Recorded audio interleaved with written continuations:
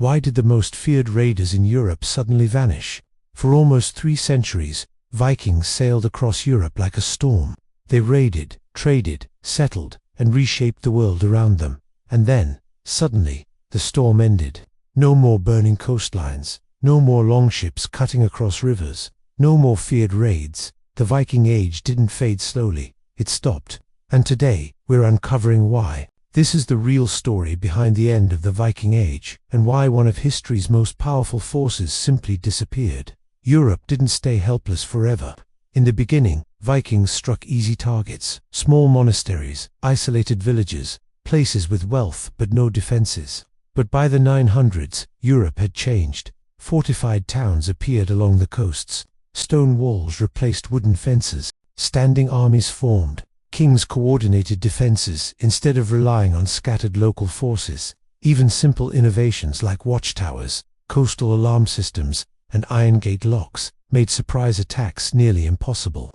A raid that once took minutes could now turn into a heavy battle. The easy profit was gone. Europe adapted.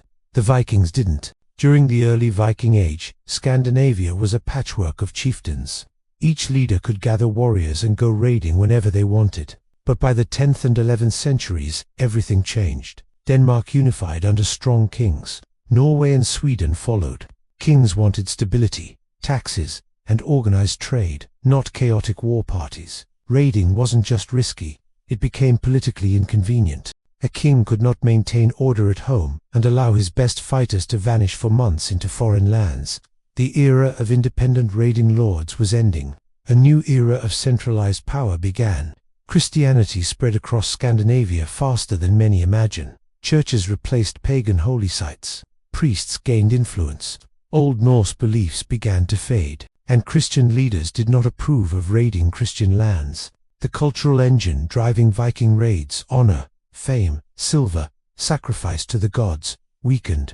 The image of the legendary raider was being replaced by the image of a royal soldier, a farmer, a trader. A cultural transformation was underway. Viking wealth came from one simple thing: silver. For decades, the Vikings thrived on a river of silver coins flowing from the Islamic world into eastern trade routes. Then it slowed. Then it collapsed. At the same time, European coastal towns stopped being easy sources of wealth. Silver dried up. Raids produced less and less profit. When a raid costs more than it earns, it becomes pointless.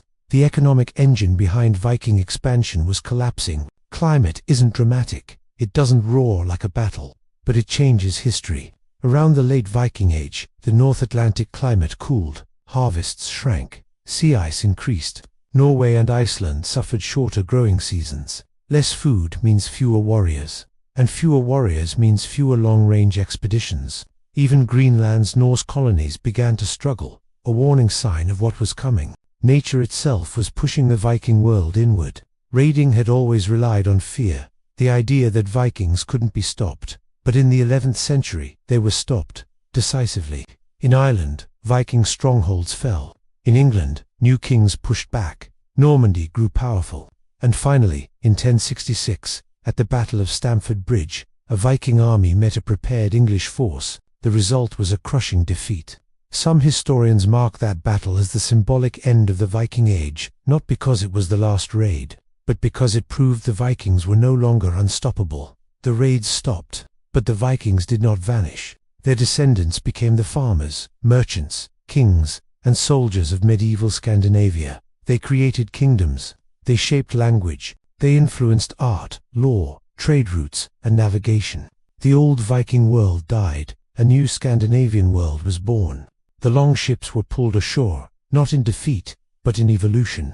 The Viking Age didn't end because people lost their courage. It ended because the world changed politically, economically, culturally, and climatically. The Vikings adapted, their societies grew, and the age of raiding gave way to the age of nations. The storm passed, but its mark on history never faded. This is why the Viking Age truly ended. If you enjoyed this story, don't forget to like, comment, and subscribe for more history brought to life.